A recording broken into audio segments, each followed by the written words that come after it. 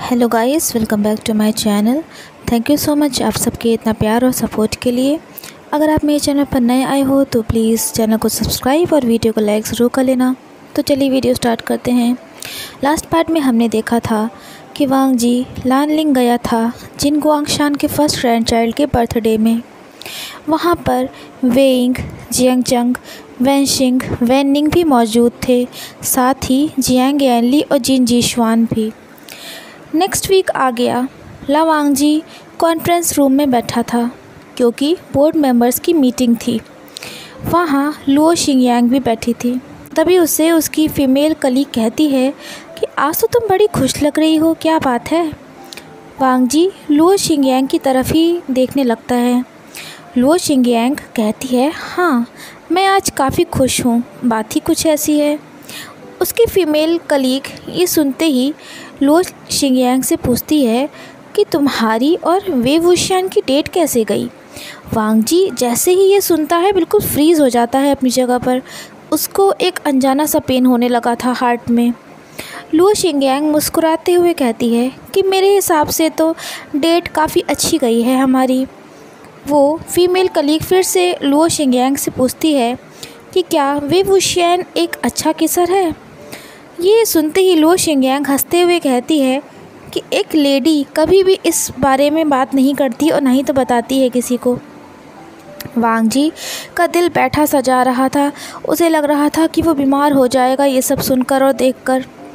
Luo शिंगयांग अपनी female colleague से कहती है कि तुमको पता है क्या कि वे वुशियान किस चीज़ में अच्छा है। फ़ीमेल कलीग तुरंत ही कहती है, किस करने में ना। लुओ शिंगयांग कहती है, नहीं, वे वुशियान एक अच्छा लिसनर है।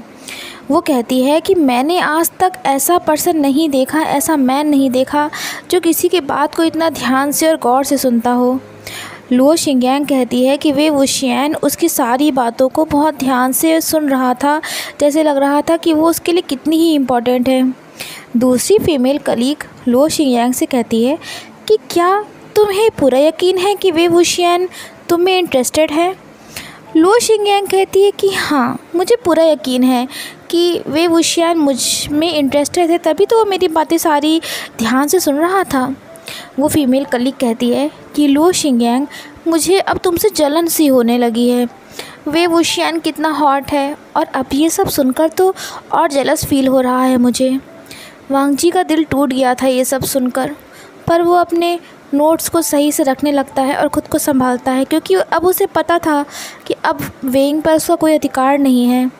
वांग जी खुद से कहता है, तो क्या हुआ अगर वे वुशियान ने खुद को संभाल लिया और अब उसके पास टाइम है डेट करने का, जैसे कि उसका ब्रदर इन लॉ जिन जीशुआन और बाकी के फैमिली मेम्बर्स उसे कह रहे हैं करने के लिए, वो वही तो करेगा ना। वांग जी सोचता है कि उसको इस सब से क्या मतलब, अब वैसे भी उसका वेइंग से कोई मतलब तो रहा नहीं। बाकी के स्टाफ मेंबर्स भी आ चुके थे रूम में और मीटिंग स्टार्ट हो जाती है।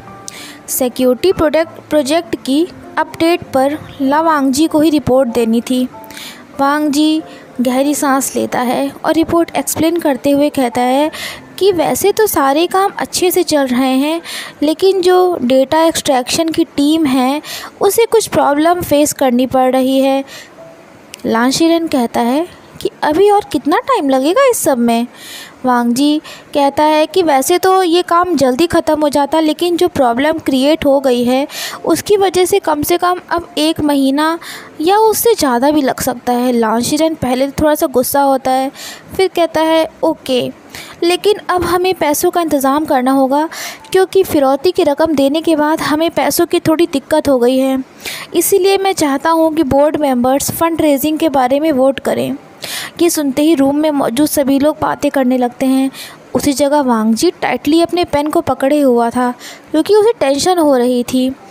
लान शीरेन कहता है कि हम फ़ंड रेजिंग के लिए एक गाला होस्ट करेंगे ताकि हम इमरजेंसी फ़ंड को रिकवर कर सकें।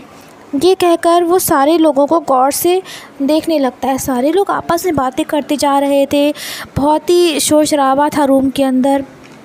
वो कहता है कि मुझे पता है कि नॉर्मली हम चीज़ें ऐसे नहीं करते हैं, लेकिन अभी हमें काफ़ी पैसों की ज़रूरत है और अभी हमारे पास काफ़ी दिक्कत भी है पैसों की, इसीलिए सब लोग प्लीज़ इस बारे में सोचें ज़रूर और तब वोट करें। फाइनली सबने अपना वोट इसी पक्ष में दिया। लान शीरेन कहता है तो फिर ठीक है, हम आज से 1 महीने बाद की डेट सेट करते हैं और 1 हफ्ते के अंदर इनविटेशन भेज दी जाएंगी। उसके बाद मीटिंग ख़त्म हो गई।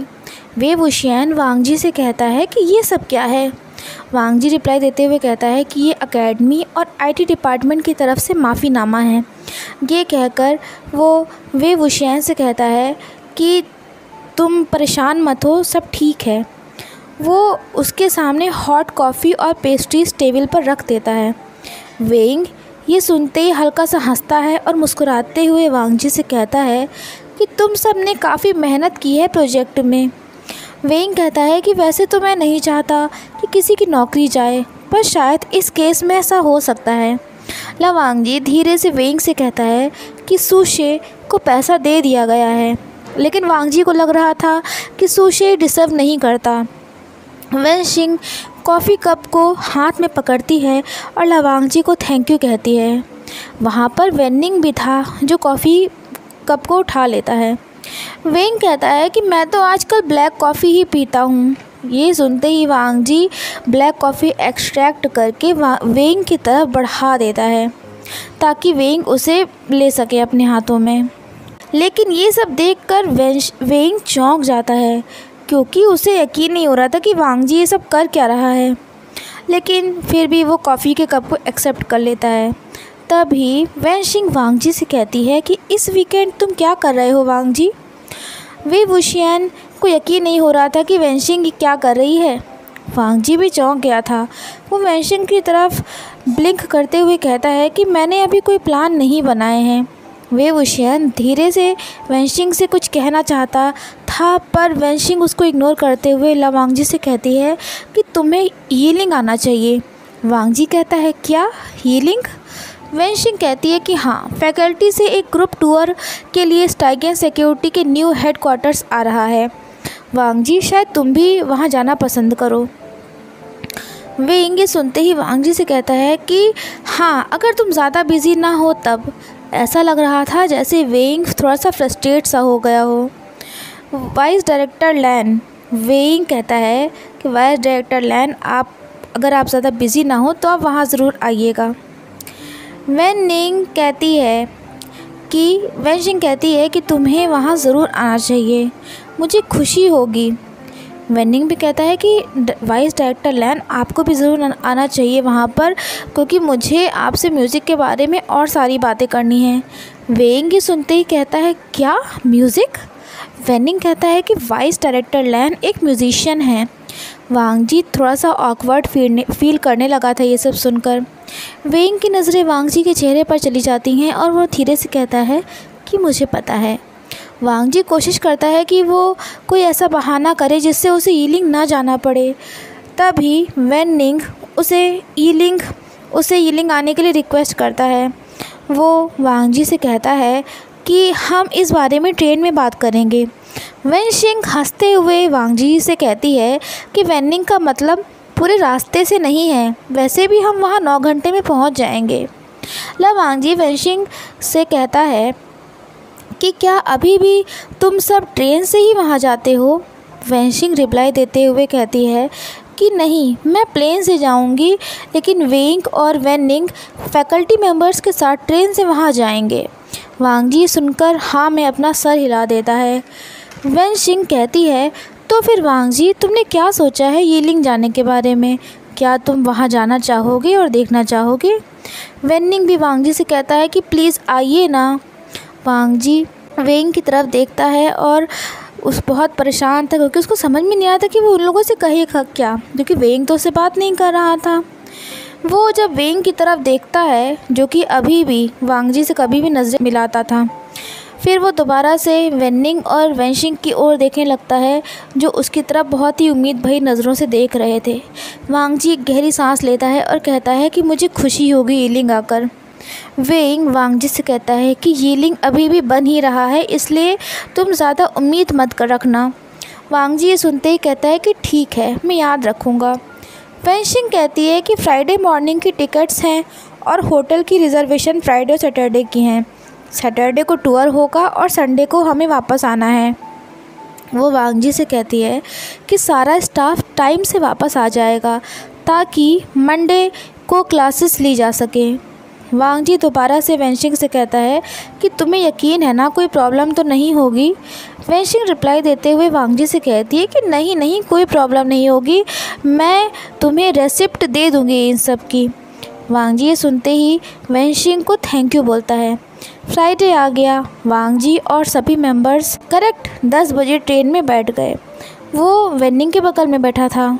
उसके अपोजिट डायरेक्शन में थोड़ी ही दूर पर वे वुशियान बैठा था।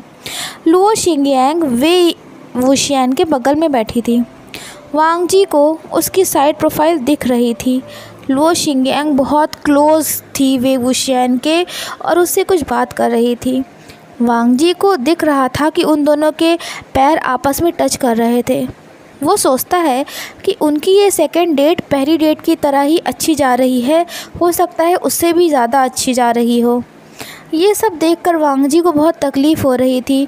उसे पता था कि उसके पास अब कोई राइट नहीं है कि वो उन दोनों से जले। वांग जी को अभी भी वो सॉन्ग याद था जो उसने तब से नहीं प्ले किया था जब वो 17 साल का था। बहुत मुश्किल से वो इन सब चीज़ों से निकल पाया था, पर दर्द आज भी था उसके सीने में। तभी वह निंग वांग जी से कहता है कि क्या आपको कोई मॉडर्न कंपोज़र पसंद है। वांग जी कहता है कि मैं मॉडर्न म्यूज़िक वर्ड से ज़्यादातर दूर ही रहता हूँ। वैसे भी काफ़ी टाइम हो गया है जब से मैंने सीरियसली इन्वॉल्व होना बंद कर दिया है म्यूज़िक में। वेन निंग सिर हिलाते हुए वांग जी से कहता है कि मैं भी कोई एक्सपर्ट नहीं हूँ, बस मुझे अच्छे सॉन्ग्स सुनना पसंद है।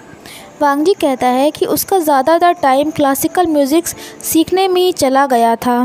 तभी वो वेंग की तरफ देखने लगता है जिसका अटेंशन पूरी तरह से लुओ शिंगयांग पर ही फिक्स्ड था। वेनशिंग की तरह बात करने में ज़्यादा एक्सपर्ट नहीं था, पर वांग जी को अब वेनिंग की कंपनी अच्छी लगने लगी थी। वांग जी को अब समझ में आ गया था कि वेनिंग पढ़ाई में भी काफ़ी अच्छा था, लेकिन सेंसिटिव था काफ़ी। उसे म्यूज़िक की भी काफ़ी नॉलेज थी।